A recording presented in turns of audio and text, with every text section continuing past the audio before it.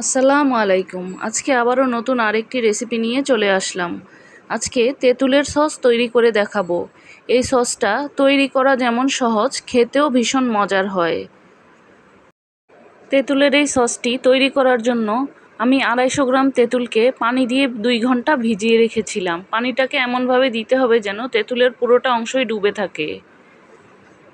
2 ঘন্টা পর তেঁতুলটাকে এবার হাত দিয়ে কচলে তেঁতুলের এই বিচিগুলোকে ফেলে দেব। সবগুলো তেঁতুলকে আমি ঠিক চিপে চিপে একইভাবে পরিষ্কার করে নিয়েছি। তেঁতুলের এই বিচিগুলো পরিষ্কার করে নেওয়ার পর একটি ছাঁকনির সাহায্যে তেঁতুলের মাড়টাকে এভাবে করে ছেঁকে নেব, যেন কোনো ময়লা টয়লা থাকলে এগুলো ছাঁকনির সাহায্যে ছেঁকে নেওয়া যায়। ছেঁকে নেওয়ার পর এগুলো বের হয়েছে, আমি এগুলোকে ফেলে দিয়েছি। এবার চুলায় একটি পাতিল বসিয়ে তেঁতুলের মাড়টাকে দিয়ে দেব। সাথে দিয়ে দেব 1 চা চামচ লবণ, 1 চা চামচ চিলি ফ্লেক্স, 4 কোয়া রসুনকে আমি এভাবে কুচি কুচি করে কেটে দিয়েছি, 1 কাপ চিনি। এবার চুলাটা জ্বালিয়ে দিয়ে সবগুলো উপকরণ নাড়াচাড়া দিয়ে ভালোভাবে মিশিয়ে নেব। নাড়াচাড়া দিয়ে কিছু সময় এটাকে ভালোভাবে জাল করে নিতে হবে। তেঁতুলটা ফুটে ওঠার পর আরও 3-4 মিনিটের মতো জাল করে নিতে হবে।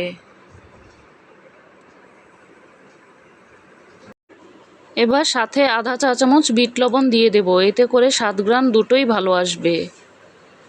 এখন নাড়াচাড়া দিয়ে আরও কিছুক্ষণ রান্না করে নেব।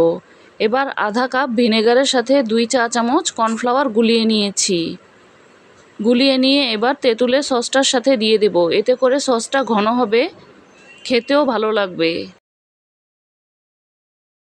এখন বলক আসা পর্যন্ত জাল করে নেব।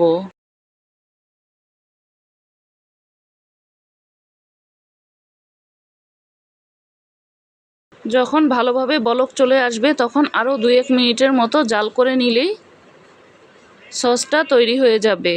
এটার ঘনত্বটা দেখতে ঠিক এই রকম হবে, কারণ ঠান্ডা হলে আরও ঘন হয়ে যাবে। চুলাটা এখন বন্ধ করে দিয়েছি। সসটা হয়েছে কিনা এভাবে করে চেক করে নিতে পারেন। প্লেটে দিয়ে আঙ্গুলের সাহায্যে এভাবে টান দিলেই বুঝতে পারবেন যে দুইটা একসাথে লেগে যাচ্ছে না। সসটাকে ঠান্ডা করে নিয়ে এভাবে কাচের বয়মে ভরে 6 মাসের মতো নর্মাল ফ্রিজে রেখে সংরক্ষণ করতে পারবেন। ভাজা পোড়া খাবারের সাথে এই সসটা ভীষণ ভালো লাগবে। ভিডিওর কোনো অংশ যদি ভালো লেগে থাকে একটি লাইক দিতে পারেন। আবারও দেখা হবে নতুন কোনো রেসিপি নিয়ে। সেই পর্যন্ত ভালো থাকুন, সুস্থ থাকুন।